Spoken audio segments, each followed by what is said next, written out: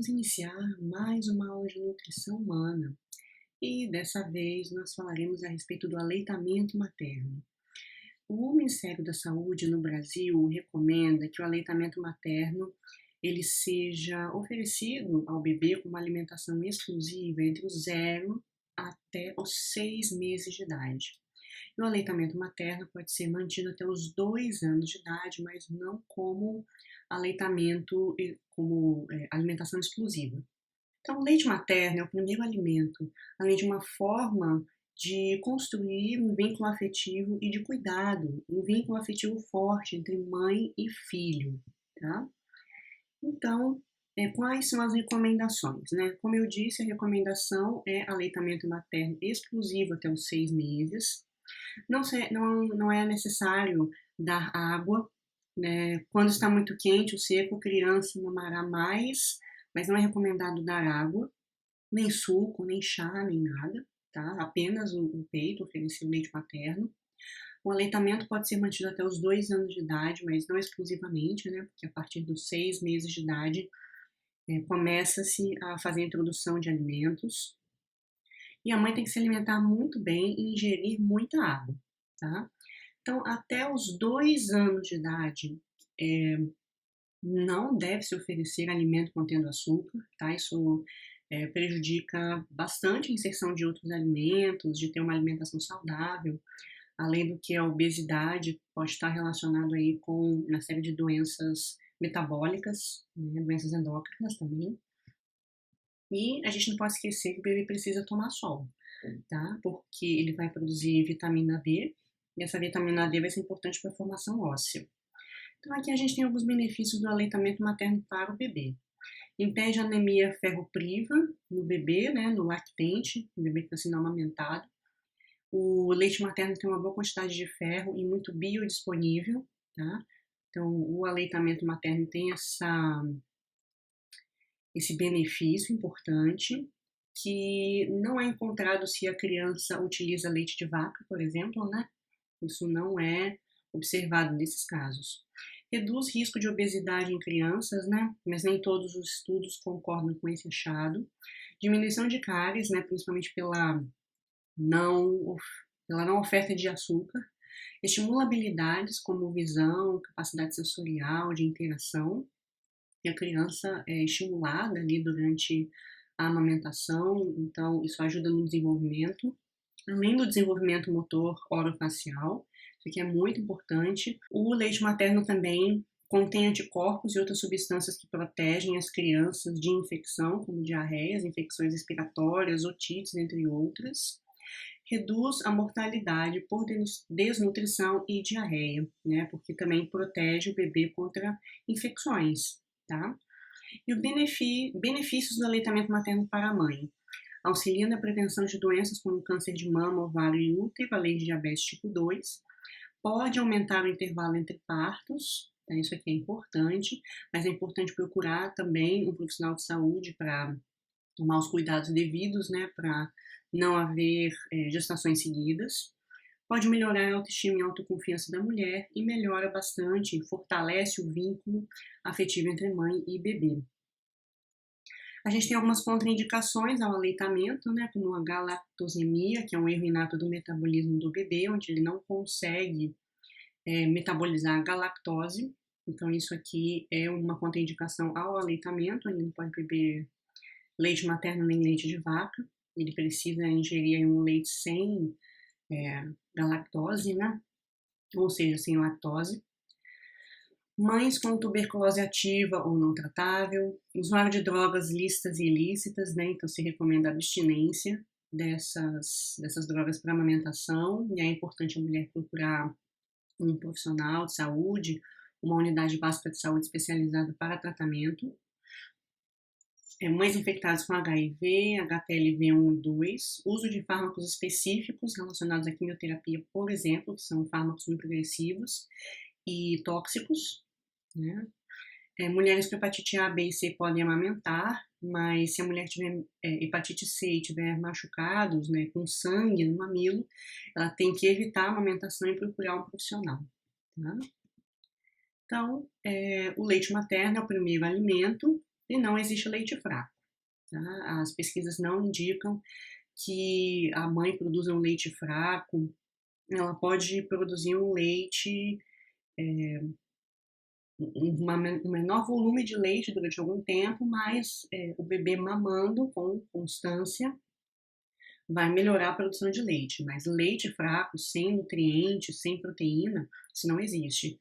Se a mãe tiver uma má alimentação, ela vai usar as suas reservas para produzir um leite forte. Então é importante a mulher ter uma alimentação muito bem estruturada. Então agora a gente vai falar dos estágios da lactação. O primeiro estágio é a lactogênese, que ocorre no último trimestre da gestação até o terceiro ou quarto dia após o parto. Nesse momento a gente tem uma secreção aumentada de lactose, proteínas e imunoglobulinas, né, que são anticorpos. Independe da sucção do bebê e a produção pode ser menor se o leite não for extraído, né? Ou seja, o leite precisa ser retirado da mama para que se consiga estimular e continuar a lactação. Temos o estágio 2, que vai do segundo ao terceiro dia após o parto até o 10º dia após o parto. Existe um aumento do fluxo sanguíneo e de secreção de citrato no leite, e é o momento da apojadura, da descida do leite materno.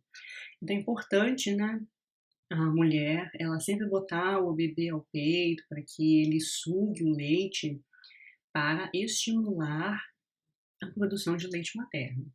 Tá? Se não houver sucção, se não houver o estímulo, a amamentação é mais difícil, se torna mais complicado, né? E o estágio 3, que é a galactopoiese, que é a produção do leite materno maduro. Agora nós falaremos um pouco a respeito da composição do leite materno, tá? Nós temos o colostro, que é secretado entre o segundo e o terceiro dia, né, que é o estágio 2 de lactação até o quinto ou sétimo dia após o parto. Ele é rico em proteínas, né, anticorpos, lisozima, que é uma enzima bactericida, neutrófilos e macrófagos, além de lipídios e lactose, mas ele é muito mais rico em proteínas. Temos um leite de transição entre o sétimo e o 10º dia após o parto, e logo em seguida nós temos aí um leite materno maduro, que é rico em proteína, lactose e lipídios, minerais de forma geral e vitaminas, tá? Principalmente do complexo B, vitamina A, D e C. Com relação à composição do leite materno, né, vamos observar aqui com relação ao colostro, né, do terceiro ao quinto dia, e do leite maduro do 26º ao 29º dia. Em termos de calorias, a gente vê que tem algumas diferenças, né, em quilocalorias, quando a gente fala apenas dos bebês a termo, tá? Nós temos aqui 48 quilocalorias por decilitro, enquanto o leite materno maduro tem 62, né? Só lembrando que, em termos de proteína, o colostro tem mais do que o leite maduro. Em termos de lipídio, o colostro tem menos e o leite materno maduro tem mais. E em termos de lactose também, ó, tem mais lactose no leite maduro. E existe aqui uma pequena diferença no leite de um bebê nascido a termo, ou seja, com 38, 40 semanas, um bebê pré-termo, bebê prematuro. A gente vê que o número de calorias é maior, a quantidade de lipídios, de proteínas, né? Você vê que o leite do bebê pré-termo ele tem uma composição diferente, mais adequada à condição fisiológica dele. Da mesma forma aqui, ó, no leite materno maduro também existe diferença de composição, tá? A diferença de composição ela é menos intensa, né? Mas o pré-termo aqui, o leite materno produzido pela mãe pré-termo é um pouquinho mais calórico, porque tem um pouco mais de lipídios, principalmente, tá? E o leite de vaca a gente vê que tem uma composição bem diferenciada, né? Aqui de 3,7 gramas de lipídios, 3,3 de proteína. A gente vê que ele tem muito mais proteína, tá? Isso aqui é importante porque isso vai interferir na digestibilidade do leite, tá? Em termos de composição do leite materno maduro, no início da mamada a gente tem mais lactose e proteínas e no fim mais lipídios. E a quantidade de lipídios varia muito de pessoa para pessoa, ok? Então isso aqui é importante, ó.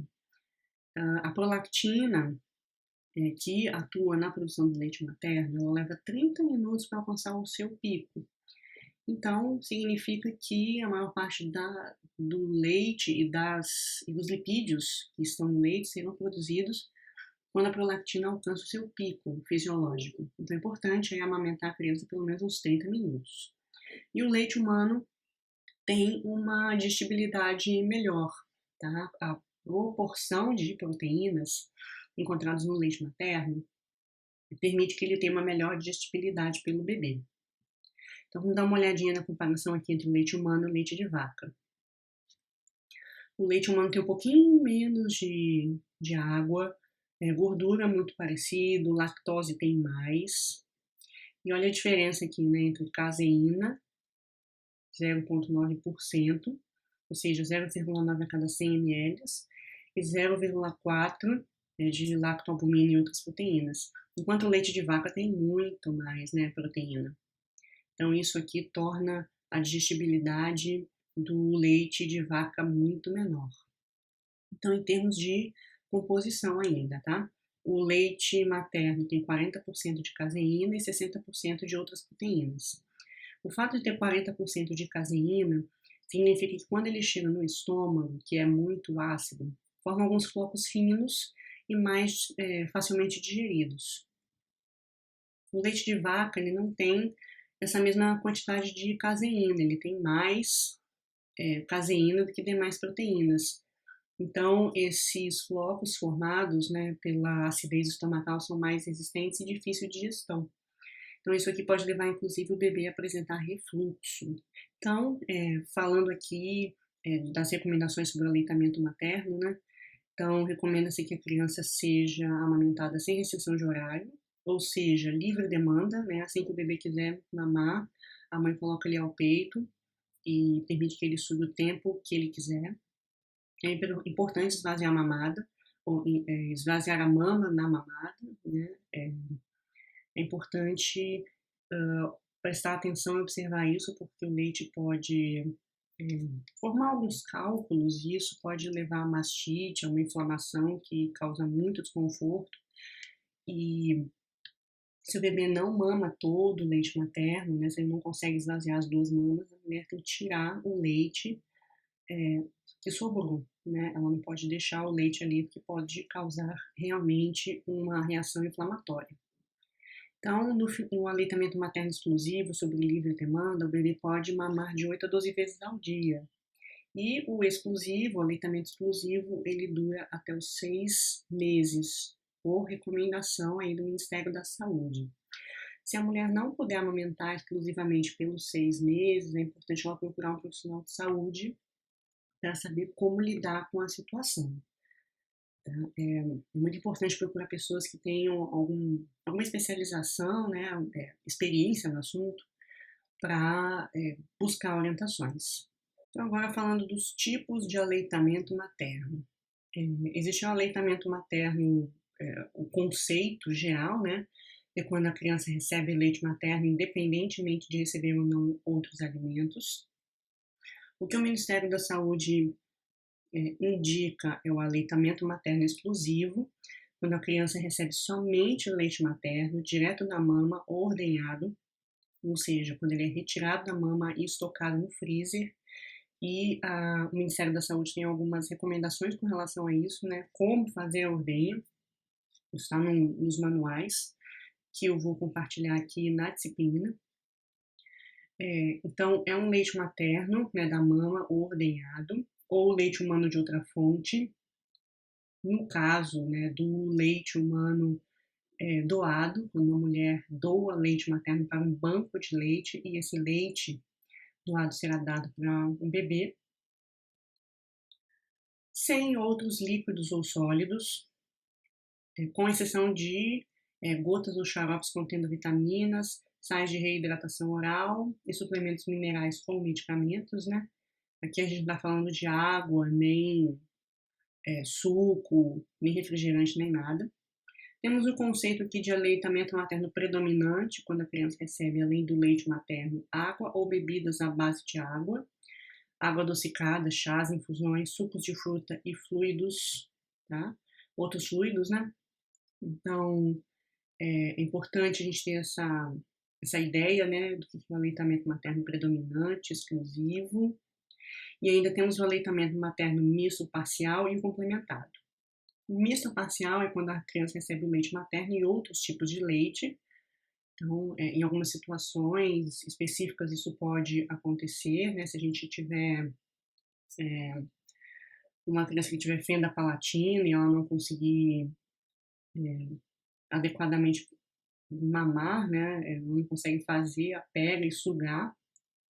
Então é importante que além do leite materno, muitas vezes ela vai precisar de outros tipos de complementação, e em outras situações também, tá? Não é só nessa não. E temos o aleitamento materno complementado, quando a criança recebe, além do leite materno, qualquer alimento sólido ou semissólido com a finalidade de complementá-lo e não de substituí-lo. Nessa categoria, a criança pode receber, além do leite materno, outro tipo de leite, mas não é considerado alimento complementar, tá? Nesse caso aqui, o aleitamento materno complementado é o que se recomenda até os 2 anos, na verdade até 1 ano de idade, né? Ainda se recomenda o aleitamento materno. E naturalmente, né, a frequência de mamadas diminui bastante, e a partir do 6º mês já se recomenda o desmame. E aí você precisa obrigatoriamente complementar ele com alimentos. Em termos de técnica de amamentação, aqui a gente está vendo várias fotos, né, mulheres amamentando e cada uma delas com uma criança numa posição, né? Aqui o bebê está deitado ao lado da mãe, aqui a mãe está segurando o bebê com apoio, aqui a mãe está segurando o bebê sem apoio, mas na posição correta, né? O corpo do bebê virado, encostando no corpo da mãe e ela segurando a mama, ó, né? Aqui, às vezes, é necessário segurar a mama para facilitar o bebê mamar. E aqui, nessa posição onde o bebê está ao lado do corpo da mãe, né? Essas são as posições recomendadas. Então, aqui a gente tem 2 representações, né, de uma pega adequada e de uma pega inadequada. Numa pega adequada, o bebê consegue abocanhar o mamilo inteiro, tá? Não apenas o bico. Na pega inadequada, ele abocanha apenas o bico do seio. Então, aqui ele não vai conseguir fazer um movimento de sucção muito eficiente. Nesse caso, na pega adequada, quando ele consegue abocanhar o mamilo inteiro, ele tem uma pega, ele consegue fazer uma sucção melhor, né? E o leite vai descer de uma forma um pouco mais fácil. Aqui nós temos, nessa figura, um exemplo de boa pega, tá? Do bebê no mamilo. Então, aqui o nariz, ele respira, ele tá livre, né? Então o bebê respira livremente. A gente vê que o bebê fica de bochechudo, né? Que ele consegue sugar o leite. Muitas vezes a gente vê o leite escorrendo pelo lado, né? Da boquinha do neném. Ele abocanha quase toda a auréola. Os lábios, eles abocanham a auréola mais na parte de baixo do que na porção superior. O queixo encosta na mama e a barriga, quando ele está numa posição adequada, né, ou ao lado da mãe ou apoiado, o bebê encosta na barriga da mãe. Tá? Na posição deitada é um pouco mais complicado, mas nessa posição a gente vê que o bebê ele vai ficar mais próximo do corpo da mãe, a barriguinha dele vai encostar no corpo da mãe. E o bebê ele deve estar apoiado, né? Ou pelas mãos da mãe, ou numa almofada, ou mesmo deitado ao lado. Então é importante ele estar apoiado, ele não se sentir inseguro, e assim ele consegue fazer uma boa sucção, né? Ele consegue ter tranquilidade para mamar. Então a gente tem alguns sinais aqui importantes de que o bebê está mamando pouco. Quando ele não fica saciado, ele chora muito, ele chora várias vezes em sequência, quer mamar com mais frequência, ele fica muito mais tempo no peito durante as mamadas. Tá? Isso aqui é muito importante ser observado. Pode estar relacionado, inclusive, com um tempo de mamada muito curto. Se a mãe deixa ele no peito durante muito pouco tempo, ele não consegue sugar o leite materno rico em gordura, que começa ali por volta dos 30 minutos de amamentação, às vezes até um pouco antes, tá? Nesses 30 minutos de amamentação começa a produzir um leite rico em gordura, então é importante permitir que o bebê mame bastante, esvazie a mama. Se a mulher conseguir esvaziar as 2 mamas, melhor, porque aí o bebê vai conseguir mamar leite em gordura, mas se não for possível, ela ordenha, né, ela tira o leite da outra mama e pode armazenar de forma adequada. E aí o Ministério da Saúde tem algumas recomendações com relação a isso. Número de vezes que a criança urina ao dia, né, tem que ser pelo menos aí de 6 a 8 vezes por dia. Se urina menos do que isso, o bebê está mamando pouco. Quando ele tem um pequeno crescimento corporal também, tá? O número de vezes que ele evacua por dia não é um bom sinal, porque ele pode ficar vários dias sem evacuar, mesmo mamando de forma adequada, tá? E tem algumas dicas de cadernos e de manuais do Ministério da Saúde para aumentar a produção de leite. Primeiro, né, o leite produzido por estímulo, né, da sucção feita pelo bebê. Então, o bebê tem que mamar mais vezes, tem que aumentar a frequência das mamadas, melhorar o posicionamento e a pega do bebê quando não estão adequados, né? Isso aqui, se não tiver adequado, vai tornar a situação mais desconfortável, tanto para a mãe quanto para a criança, e aí o bebê acaba desistindo de mamar, tá? Oferecer as 2 mamas, né, em cada mamada, se for possível, né? Se a criança não tiver satisfeita com uma, a mulher oferece a segunda mama. Isso aqui é uma recomendação, mas se não for possível, né, é importante ele esvaziar uma mama, porque ele tem que chegar no leite com gordura. Dar tempo para o bebê esvaziar as mamas. O bebê precisa de tempo para mamar. Trocar de mama várias vezes uma mamada se a criança estiver sonolenta ou se não sugar vigorosamente, né? E a mãe tem que dar mais tempo para o bebê mamar com mais frequência, né? Estimular oferecendo uma mama. Evitar o uso de mamadeira, chupetas e protetores de mamilos. Consumir dieta balanceada e repousar, né? Ela tem que descansar, ela não pode estar estressada. O estresse pode diminuir a produção ou a descida do leite materno. Ingerir líquidos em quantidade suficiente. As lactantes, que é a mulher, né, que amamenta, elas têm mais sede, né, do que normalmente elas teriam se não estivessem amamentando, então a ingestão de 2, 3 litros de água por dia pode se fazer necessário, né, ingerir mais água do que ela está acostumada. E tem algumas práticas que podem prejudicar a amamentação, como dar outros leites e fórmulas para complementar o leite materno, começar a introduzir alimentos antes dos 6 meses, oferecer mamadeira, chupeta, fumar durante a amamentação, isso pode deixar a criança irritadiça, então não é adequado. Usar medicamentos por conta própria, e aqui eu deixo uma ideia aqui, uma recomendação, que existem fármacos que são proibidos durante a gestação, e existem fármacos também que são proibidos durante a amamentação. Então, é importante procurar um médico para saber se determinado medicamento que ela está fazendo uso, se ela pode fazer uso desse medicamento durante a amamentação ou se ela tem que trocar por outro. Ingerir bebida alcoólica também prejudica a amamentação, tá? E o que fazer com uma criança que não pode mamar no peito? Primeiramente, as fórmulas lácteas e as fórmulas de leite em pó, elas têm uma diluição específica para cada idade do bebê, então essa diluição precisa ser obedecida. E quando não é possível, né, se a mãe é uma pessoa de muito baixa renda, se recomenda o leite de vaca, mas o leite de vaca diluído. Então, no primeiro mês, metade de água, metade de leite, mais uma colher de café de açúcar, né? Isso aqui parece contraindicar a recomendação inicial, né, que não é para dar açúcar para a criança até os 2 anos de idade. Mas nesse caso, como o leite de vaca ele não tem tanta lactose, né, ele não tem tanto carboidrato, tem que suplementar, né? Infelizmente não é o ideal, mas nas exceções isso é possível. Entre o segundo e o terceiro mês, diluir 2/3, né, 2 partes de leite de vaca para 1 de água, com um pouco de açúcar e farinha. E a farinha pode ser amido de milho, aveia, farinha de arroz, fubá, entre outros. Entre o quarto e o quinto mês, manter a diluição e começar a introduzir frutas amassadas e raspadas, né, as papinhas de fruta. E nos 6 meses, o leite sem diluir, né, mantendo-se o açúcar e a farinha, e introduzir, além das papas doces, introduzir papas salgadas, tá?